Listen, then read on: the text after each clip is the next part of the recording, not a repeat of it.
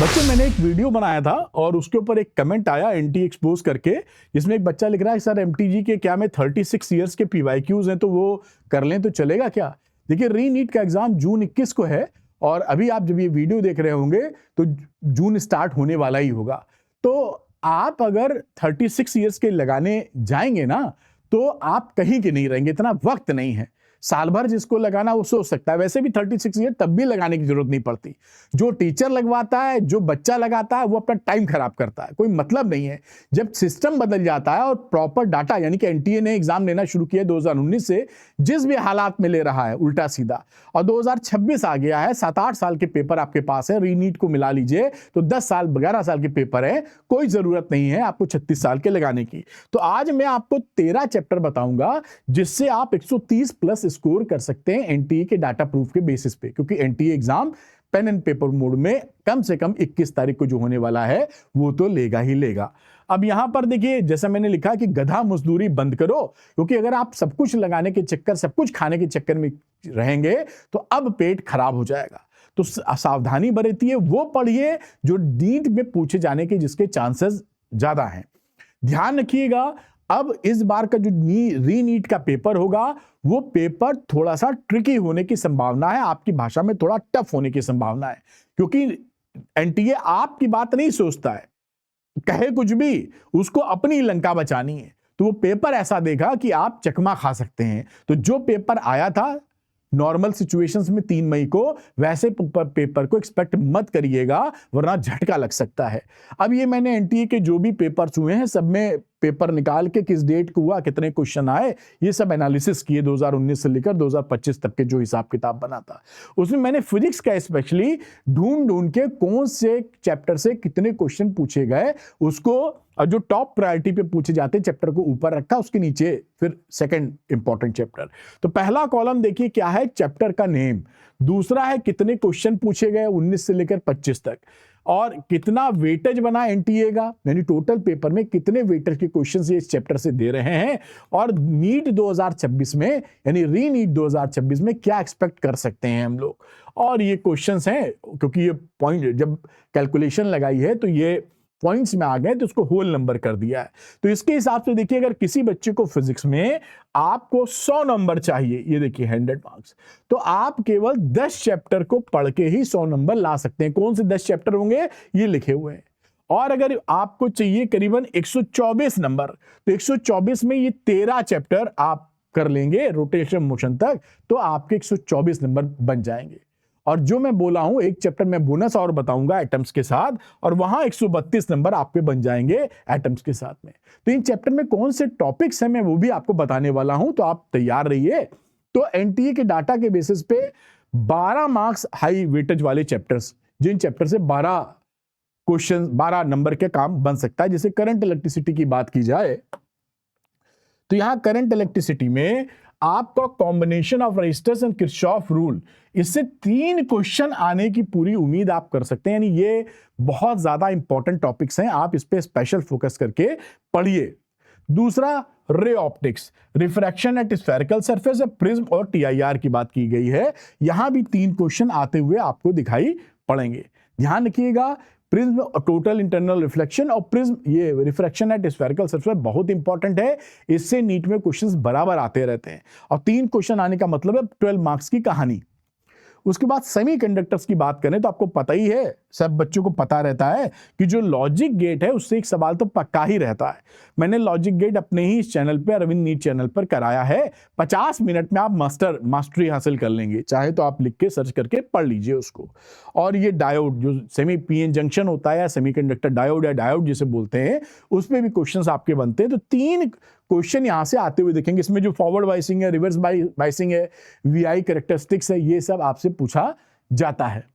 अब ये देखिए, अगर आपको, मैंने आपके लिए एक 0 टाइम वेस्ट सीरीज बनाई हुई है, और अगर आप किसी भी चैप्टर का पीवाईक्यू 2019 से 2025 तक का करना चाहते हैं डिटेल्ड में, आसान भाषा में, 0 टाइम वेस्टिंग के साथ, तो इसका प्लेलिस्ट मैं नीचे लगा दूंगा, आप क्लिक करके देख सकते हैं। जैसे रे ऑप्टिक्स की बात की जाए तो रे ऑप्टिक्स जिसमें से ज्यादा पूछा जाता है वो भी देखिए 40-42 मिनट। ये लॉजिक गेट मैंने क्लिक कर दिया, यहां पर इसमें दिख रहा है क्या? नहीं, इसमें टाइम नहीं दिख रहा। इसमें अगर करंट इलेक्ट्रिसिटी की बात की जाए तो 1 घंटे 25 मिनट में करंट इलेक्ट्रिसिटी के सारे पीवाईक्यूज आप लगा मारेंगे, और लॉजिक गेट की बात की जाए तो 40-42 मिनट पे खत्म हो जाएगा। मतलब कोई टाइम वेस्ट नहीं किया है। तो इसका लिंक मैं डिस्क्रिप्शन में लगाऊंगा प्लेलिस्ट का, zero time waste, Arvind NEET channel पर आप इसको देख सकते हैं और अपना काम बना सकते हैं। अब देखिए चौथा चैप्टर की बात करूं, पोटेंशियल एंड कैपेसिटेंस। इस चैप्टर से भी आपको 12 नंबर यानी 3 क्वेश्चन आते हुए दिखेंगे। Energy stored in capacitor half C V square, आप जानते हैं उसी के 2 फॉर्मूले और बन जाते हैं। तो ये इस पर और सर्किट में पूछा जाता है, मतलब ये सीधे हाफ सी वी स्क्वायर वाला क्या आ सकता है क्वेश्चन? आ तो सकता है, लेकिन नॉर्मली क्या होता है कि सर्किट डायग्राम एक दे देते हैं, उस डायग्राम में आपसे पूछ सकते हैं कि कितनी एनर्जी स्टोर हुई है इसके अंदर, ये बताओ, ऐसे करके।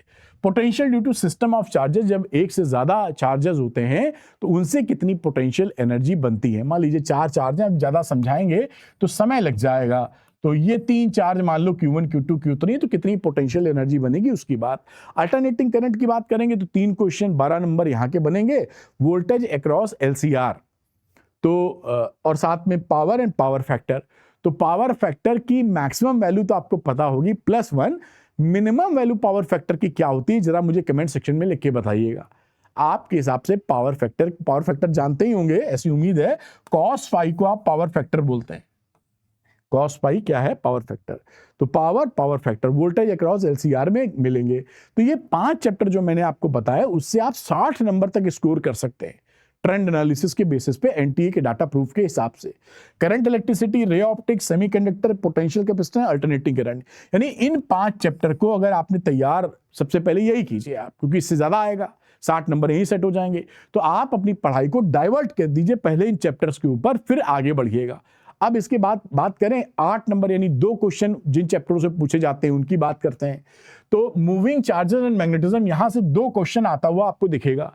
एम्पियर सर्किटल लॉ, यहां से काफी क्वेश्चन आपको आते हुए दिखते हैं। सरल टॉपिक है, प्यार से पढ़ेंगे सब कर लेंगे। Torque and current carrying loop या डायपोल पे क्वेश्चन मिलेगा। ग्रेविटेशन भी करिए, और आसान चैप्टर है, मतलब ये थोड़ा सा भी फॉर्मूले आप याद कर लीजिए, ध्यान से समझ लीजिए। पर चैप्टर 25-30 क्वेश्चन लगा लीजिए, आपका काम काफी बेहतर हो जाएगा। अगर साल भर स्ट्रांग नहीं पढ़ी है फिजिक्स, नॉर्मली नीट वाला बच्चा नहीं पढ़ता साल भर फिजिक्स की बात करें तो, कुछ को छोड़कर।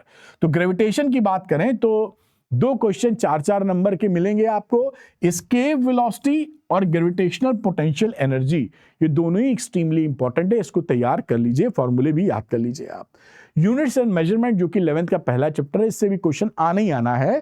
2 क्वेश्चन तो कंफर्म मान के चलिए।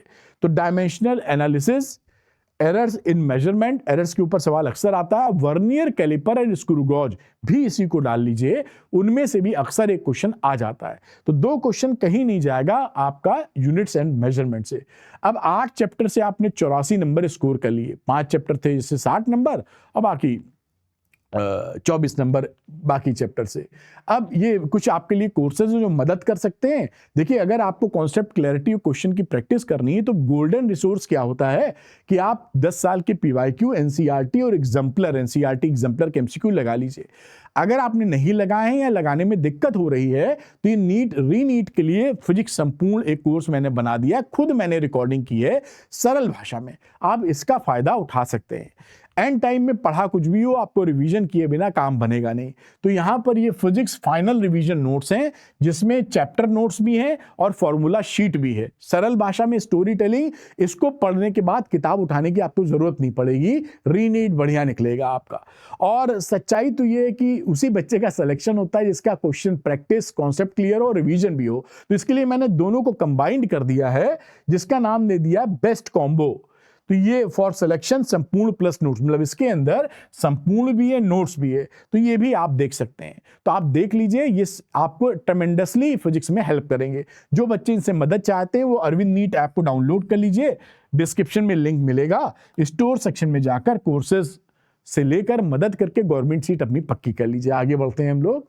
इलेक्ट्रोमैग्नेटिक वेव्स की बात करें तो 2 क्वेश्चन यहां से आते हुए दिखेंगे आपको।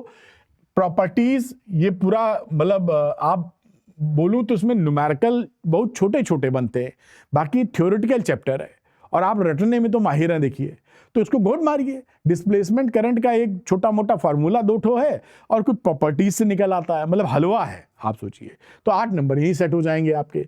ड्यूअल नेचर की बात करें, मॉडर्न फिजिक्स में जो आ गया, तो wave nature of matter, de Broglie wave जिसे बोलते हैं, लैम्डा इक्वल टू h/p, कोई खास बात नहीं है इसमें। 3 फॉर्मूले याद करना, धकाधक सवाल निकलते हैं। आइंस्टाइन फोटो इलेक्ट्रिक इक्वेशन आपको पता ही है। लॉज ऑफ मोशन, इससे 2 क्वेश्चन आने की पूरी संभावना रहती है। कॉमन फोर्सेस, जो फ्रिक्शन है, टेंशन है ना, ये सब कॉमन फोर्सेस हैं, इन पे सवाल बनेंगे। ये इक्विलिब्रियम ऑफ पार्टिकल पे सवाल बनते हैं।